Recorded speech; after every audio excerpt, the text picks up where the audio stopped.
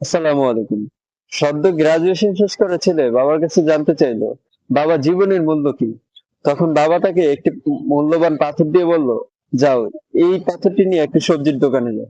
তখন ছেলে একটি সবজির দোকানে গিয়ে এই পাথরটি দিল এবং সবজিওয়ালাকে বলল, এই পাথরটির মূল্য কত? সবজিওয়ালা তাকে বলল, এই পাথরটির মূল্য মাত্র 2 ব্যাগ সবজি।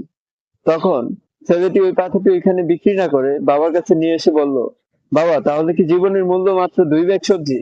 তখন বাবা তাকে বলল, "তুই মুদির দোকানে যা।"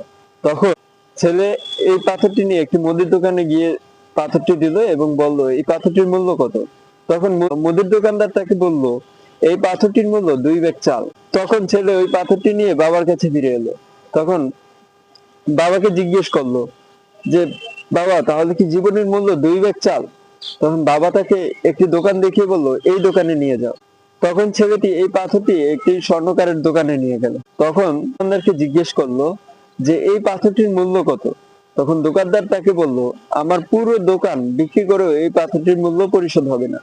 তখন ছেলেটি বাবার কাছে এসে বলল, তাহলে কি জীবনের মূল্য অনেক বেশি? তখন বাবা তাকে উত্তরে বলল, জীবনের মূল্য অনেক বেশি। এখন সিদ্ধান্ত তোমার। তুমি এখন কোথায় তোমাকে উপস্থাপন করবে? তুমি যদি কোনো একটা খারাপ জায়গায় তোমাকে উপস্থাপন করো, তাহলে 2 ব্যাগ সবজির বিনিময়ে তোমার জীবন বিক্রি হয়ে যাবে। কিন্তু তুমি যদি একটা ভালো জায়গায় উপস্থাপন করো নিজেকে, তখন তোমার জীবনের মূল্য অনেক বেশি হয়ে যাবে। তো এইভাবেই আমরা আমাদের জীবনকে কোথায় উপস্থাপন করব, সিদ্ধান্ত একমাত্র আমাদেরই নিতে হবে। চেষ্টা করতে থাকুন এবং সফলতার দিকে হাঁটতে থাকুন। So thank you so much. আসসালামু আলাইকুম।